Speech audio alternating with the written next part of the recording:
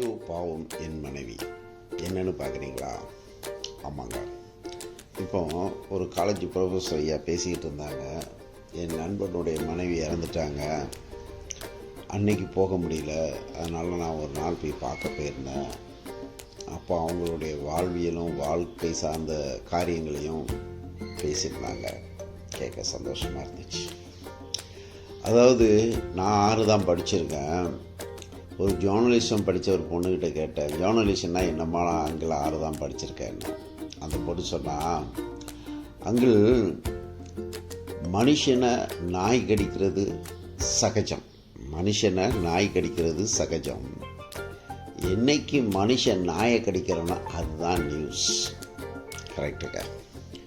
உலகம் முழுவதுமே அன்பான கணவன், அன்பான மனைவி, கணவனுக்காக மனைவி, மனைவிக்காக கணவன் வாழ்வது இயற்கை. ஆனால் பாசமே இல்லாத கணவன்கிட்ட ஒரு மனைவி வாழ்வதும், பாசமே இல்லாத மனைவிகிட்ட ஒரு கணவன் வாழ்வதும் தான் நியூஸ். ஆமாங்க ஐயா, நல்லதாக நடந்தது. அவங்க ஒரு காலேஜ் ப்ரொஃபஸர், அவங்க ஒரு படித்தவங்க, அவங்க ஒரு வாழ்வியலை தெரிஞ்சுக்கிட்டு 27 ஆண்டு காலம் போராடி இயற்கை அவங்கள பிரிச்சிருச்சு. ஓகே, அவங்க சிக்கனமாக வாழ்ந்தாங்க, எல்லாம் கரெக்ட், அதை பற்றி பிரச்சனையே இல்லை. இன்றைக்கி நான் வருஷம் 200 வீடு சோபா ஒர்க்கிங்காக போயிட்டுருக்கிறேன். அதில் ஒவ்வொரு வீடுகள்லையும் விதவிதமான மனிதர்களை பார்ப்பேன். அதை சில பேர்கிட்ட பேசிகிட்டு இருக்கும்போது நீ ரொம்ப வளவளன்னு பேசுகிறேன்னு நோசை கட் பண்ணிடுவாங்க, அது சந்தோஷம். சிலவங்க தங்கள்கிட்ட இருந்த திறமைகளையும் அவங்களோட வாழ்க்கையில் பட்ட போராட்டங்களையும் எங்களோட பகிர்ந்து கொள்வாங்க. அது மறக்க முடியாத நியூஸாக இருக்கும். அப்படி தான் பர்மாவிலிருந்து அந்த காலத்தில் இந்தியாவில் வந்த ஒரு குடும்பத்தில் ஒரு அம்மாவை நான் பார்த்தேன். நாங்கள் வரும்போது எங்கள் அப்பா நாங்கள் இத்தனை பொம்பளை பிள்ளைங்க, அங்கேருந்து நாங்கள் இங்கே பெருசாக ஒன்றும் இல்லை, ரொம்ப பொருளாதாரத்தில் கஷ்டப்பட்டோம். அப்போ என்னுடைய ஹஸ்பண்டுக்கு என்ன கல்யாணம் பண்ணி வைக்கும்போது, நான் ரெண்டாவது மனைவி வரும்போது அவர் மகளுக்கு குழந்தை இருக்குது, நானும் வயசு பொண்ணு. அவர்களுடைய மகளுக்கு குழந்தை இருக்குது, நானும் வயசு பொண்ணு.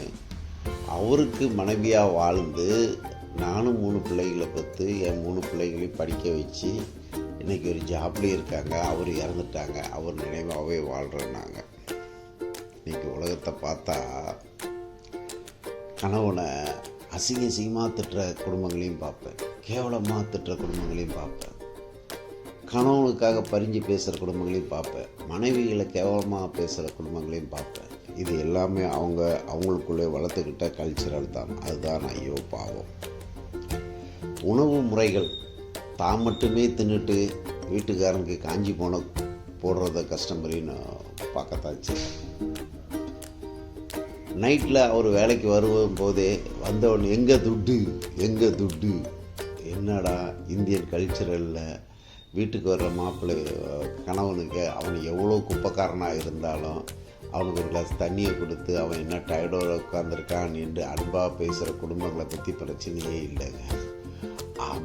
வந்த உடனே நீ செத்தா எனக்கு துட்டை கொடு. சரி, துட்டை வாங்கிட்டா. திடீர்னு அவருக்கு ஏதோ இயற்கையாக உடம்பு சரியில்லை, 2 நாள் படுத்துருக்காரு. இங்கே படுத்து தூங்குறிய, துட்டு எங்கே அப்படின்னு கேட்குற பெண்களும் இருக்கத்தானே செய்கிறாங்க. அதாவது கணவன் என்பவன் கல்யாணம் பண்ணிக்கிட்டு 5 மூட்டை 60 கொடுத்தாயா, 5 மூட்டை 60, அது ஒரு புது வேடாக இருக்குது. இதெல்லாம் நீ கொடுத்துக்கிட்டே இருக்கணும். நாங்கள் வீட்டில் உட்காருவோம், இயற்கை கொடுத்த சீரியலை பார்ப்போம், ஃபோனை எடுப்போம், நண்பர்களோட மணிக்கணக்கில் பேசுவோம். இவர்கள் பேசுவது ஒரு ஆசீர்வாதம் என்றால், ஆப்போசிட்டில் பேசுகிறவங்களுக்கு இன்னொரு ஆசீர்வாதம். இங்கே ஒருத்தன் மட்டும் கொடுமையை அனுபவிக்கலைங்க, அங்கே இன்னொருத்தனும் கொடுமையை அனுபவிச்சுக்கிட்டு தான் இருக்கான். சரி, நீங்கள் ஃபோனில் பேசுகிறது நாங்கள் தப்புன்னு சொல்லலைங்க. காலையிலே எந்திரிச்சு சாப்பாடை ஒரு சத்தான உணவை கொடுக்குற மனைவிகளை பற்றி பிரச்சனையே இல்லை. நேற்று வச்ச கஞ்சி கிழக்கு குடிச்சிட்டு போ, முந்தானச்சு வச்ச இட்லியில் 2 ஃப்ரிட்ஜில் பெய்தி இருக்க தின்னுட்டு போ, மத்தியானம் வந்தால் வா, வரலன்னா போ, என்னுடைய வாழ்க்கை காலையில் எழுந்திரிச்சம்மா, உனக்கு இருக்கிறத கொடுத்தம்மா, ஃபோனில் பேசினம்மா, சாப்பிட்டம்மா, சாயந்தரம் சீரியலை பார்த்தம்மா, தூங்கினம்மா, நண்பர்களோடு பேசினம்மா, இதுதான் எங்கள் வாழ்க்கைன்ட்டு வாழ்க்கையே. அதுதாங்க பிரச்சனை. அதனால் அந்த ஐயாவுக்கு நல்ல மனைவி கொடுத்தாங்க, களத்தில் இறந்து போயிட்டாங்க. அப்போ இப்படிப்பட்ட மனைவிகளை என்ன நினைக்குன்னு கேட்டு அந்த கணவன்மார்கிட்ட கேட்டால், ஐயோ என் மனைவி பாவம். ஆமாம், இது ஆண்டவன் செய்த தவறு அல்லவா? நல்ல மனைவிக்கு நல்ல கணவன் கிடைச்சா ஆண்டவன் செய்த புண்ணியம். நல்ல கணவனுக்கு நல்ல மனைவி கிடைச்சால் ஆண்டவன் செய்த புண்ணியம். இப்படி மாறி மாறி சொல்லும்போது கொடுத்த மனைவியை சந்தோஷமாக வாழ்ந்துட்டு போக வேண்டியதான். வரும்போதே அவனுக்கு ஒரு சேவைகளை செய்ய மறந்து தன்னுடைய சேவைகளுக்கு மட்டும் வாழும் மனைவியே ஐயோ பாவம். அது ஒரு குழந்தை, அது மனைவி அல்ல. ஒரு குழந்தைக்கு என்ன தெரியும்? வந்தவொடனே எனக்கு பிஸ்கட் வச்சுருக்கியா, எனக்கு பூரி வச்சுருக்கியா, எனக்கு சுண்டல் வாங்கிட்டு வந்திருக்கியான்னு தானே கேட்கும்.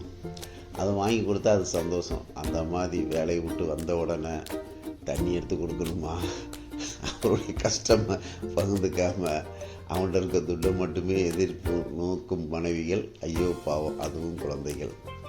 24 நேரமும் ஃபோனில் தன்னுடைய நண்பர்கள்ட்ட தன்னுடைய வீட்டு காரியங்களோட மறந்து பேசுகிற மனைவி சந்தோஷமாக இருக்கிறாளா, அதுவும் குழந்தை ஐயோ பாவம் என் மனைவி. இப்படி சொந்த பந்தத்திலிருந்து எல்லாத்தையுமே வெறுத்து தான் மட்டுமே சுயமாக வாழுகிற மனைவி கிடைச்சதுன்னா அதுவும் ஐயோ பாவம் நீயும் பாவம். அதனால் மறப்போம், மன்னிப்போம். நல்ல மனைவி கிடைத்த மனிதனுக்கு கடவுள் செய்த புண்ணியம். அடிக்கிற மனைவி கிடைச்ச கணவனுக்கு கடவுள் கொடுத்த புண்ணியம். ஆகையால் ஐயோ என் மனைவி பாவம் என்றே சந்தோஷமாக குழந்தையாக பார்த்து வாழும் மனிதர்களும் இந்த பூமியில் இருக்கிறார்கள். அதிலும் மனிதர்கள் இருக்கிறார்கள்.